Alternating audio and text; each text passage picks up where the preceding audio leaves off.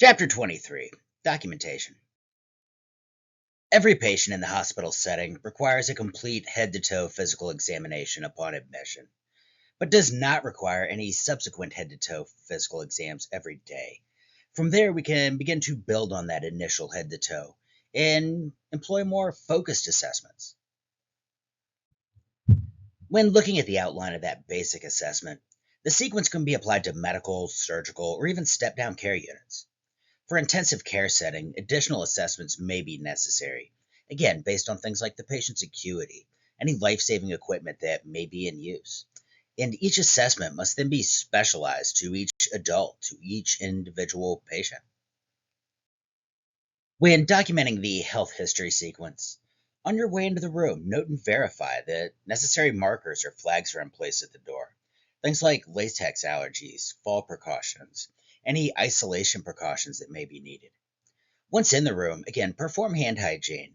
And a good trick is to make sure that the patient sees you performing hand hygiene. From there, you can introduce yourself as the nurse, making direct eye contact and asking those pertinent questions relative to both their overall status and pain, as well as their chief complaint, the reason they're there. Observe the patient's facial expression, appropriate to the situation. How is their body position? Is it relaxed and comfortable, or do they appear tense and in pain? Also, observe their level of consciousness. Again, are they alert and oriented? Attentive to your questions? Are they responding appropriately? You can also take note of things like their skin color. Is it an even tone? Their nutritional status, we can get information on just based on their appearance of within a healthy range. Do they have even fat distribution? Do they appear hydrated? Do they appear clean? Their speech, we can assess everything from their articulation. Is it clear, understandable? Do the words that they're speaking make sense for the current situation? In this way, we can also be assessing their hearing at the same time as well. Are they able to respond appropriately? Are they hearing you correctly at a normal tone? When looking at our measurements, we're looking at baseline vital signs, everything from temperature, pulse, respirations, blood pressure, those quick objective measurements.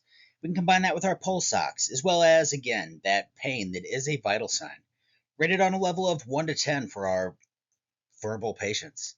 If pain medication is given, again, we want to note the response as well, having that follow up assessment also documented. When assessing the neurologic system, again, we want to be documenting things like their eyes opening spontaneous to name. Any motor response, is it strong? Is it bilateral? The verbal response, does it make sense? Is it clear, articulate? Looking at their pupil size in both millimeters reaction, right and left, and remembering their acronym from the beginning of the term, PERLA. Are our pupils equal, round, reactive to light? Are they accommodating? This in addition to muscle strength, communication, their ability to swallow, and their ability for sensations. For the respiratory system, again, we want to start noting respiratory effort. Auscultate those breath sounds. Ask the patient to cough and deep breathe. And also taking careful note of any oxygen, supplemental O2 the patient may be on. For the cardiovascular system, we're going to oscillate not only that rate and rhythm at the apex, that right there at the fifth intercostal space, midclavicular, the site of our apical pulse. We also want to assess all heart sounds. Check that against the right radial pulse, noting any perfusion on all beats. Palpate the posterior tibial and dorsalis pedis, those pedal pulses, and be prepared to assess those pulses by Doppler if necessary. For our skin assessment, again, we're going to note skin color, the skin's temperature, any tenting that may be present indicating dehydration, any other skin irregularities, lesions, openings, any potential for skin breakdown. We're also going to chart in this their IV access, complete any standardized scales, such as our Braden scale, and verify that any air loss or pressure loss surfaces are used are properly applied and properly documented. For the abdomen, assess the contour of the abdomen. Is it flat, round, protuberant? We're going to auscultate all vowel sounds in all four quadrants, checking for any tube placements, any drainage. Inquire whether they're passing flatus. Be aware of any dietary orders. When it comes to genitourinary, we're going to assure that the patient's voiding regularly, especially if on a Foley catheter or monitoring I's and O's. We're carefully documenting those as well, along with any color and clarity of the urine. Activity. Again, we want to note any activity the patient has. Are they on bed rest? Is the head of the bed elevated?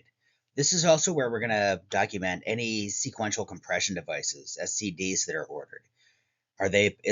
Not only are they offered, but is the patient actually wearing them?